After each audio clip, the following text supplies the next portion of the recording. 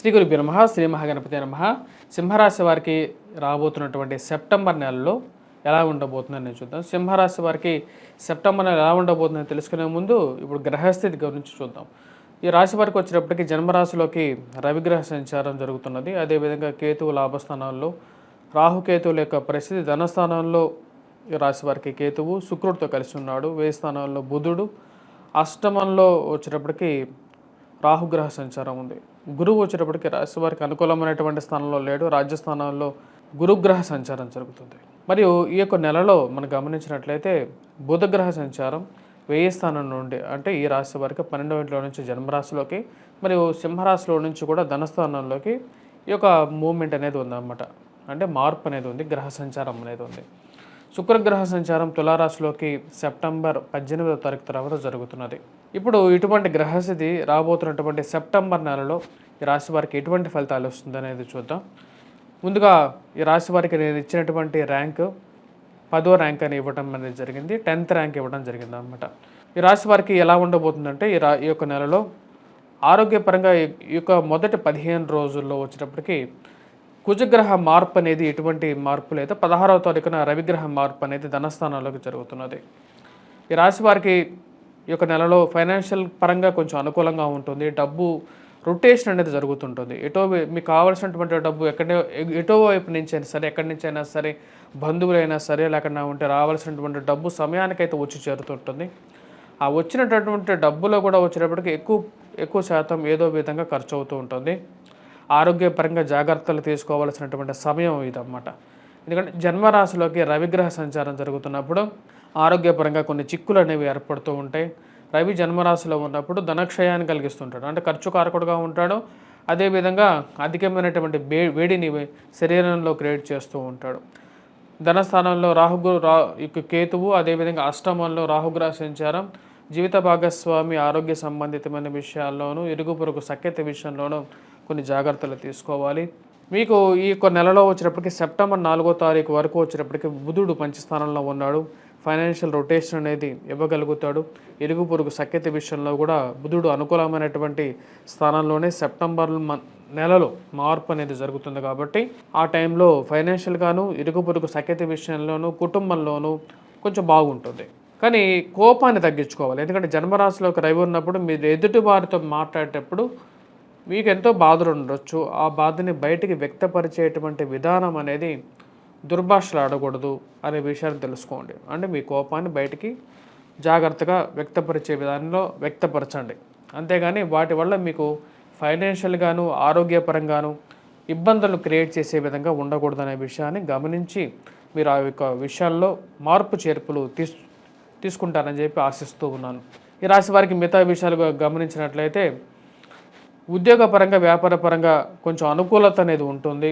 లాభస్థానంలో ఉన్నటువంటి కుజుడు యోగకారకమైనటువంటి స్థానంలో ఉన్నాడు, లాభస్థానాల్లో.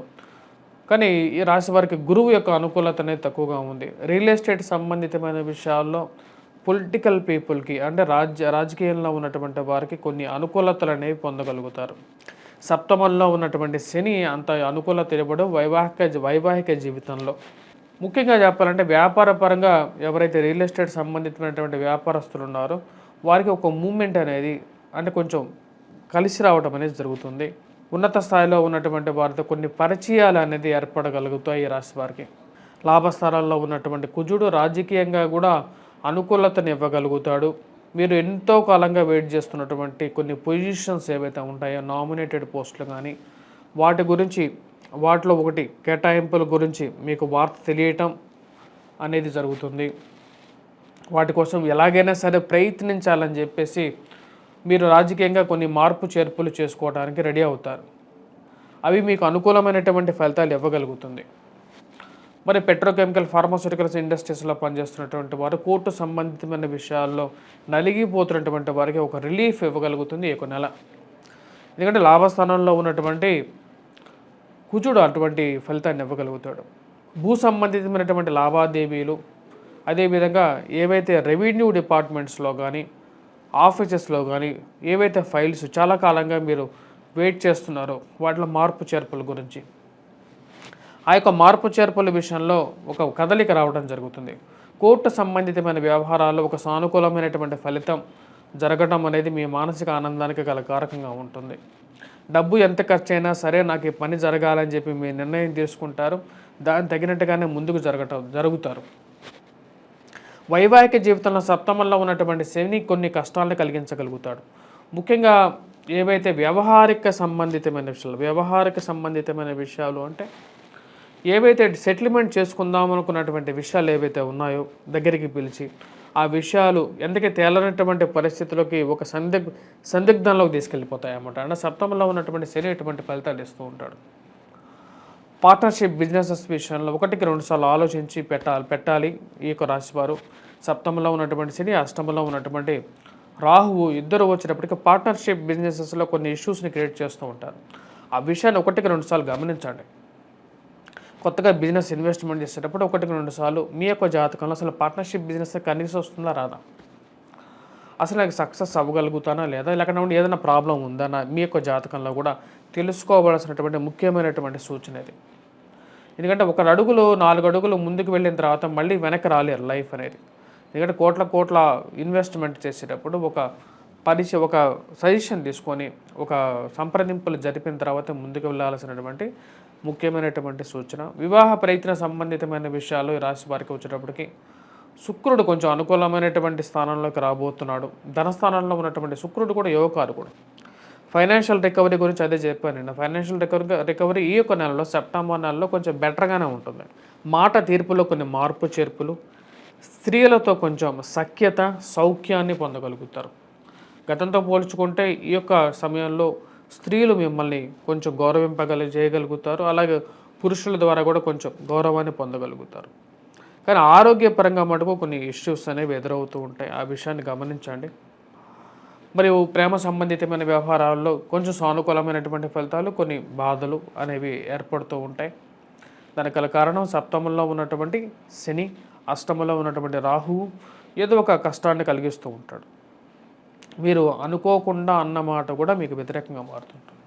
రవి యొక్క మార్పు అదే అన్నమాట. అంటే ప్రతి విషయాన్ని మీకు తెలుస్తూ ఉంటుంది. జన్మరాశిలో ఉన్నటువంటి రవి ఏంటంటే మీరు యాక్టివ్గా పనిచేయగలుగుతారు, 10 మందిలో చురుగ్గా మెలగలుగుతారు. కాకపోతే మీరు ఆ యొక్క మూమెంట్లోనే లేదో మీకే తెలియకుండా చేసేటువంటి ఒక చిన్న పొరపాటు మీకు కొన్ని ఇష్యూస్ని క్రియేట్ చేస్తుంటుంది. 6 మరియు ఈ యొక్క రాశి వారు వివాహ ప్రయత్న సంబంధితమైన విషయాల్లో మొదటి 15 రోజుల తర్వాత అంటే సెప్టెంబర్ 16వ తారీఖు తర్వాత కొంచెం అనుకూలత అనేది పెరగగలుగుతుంది.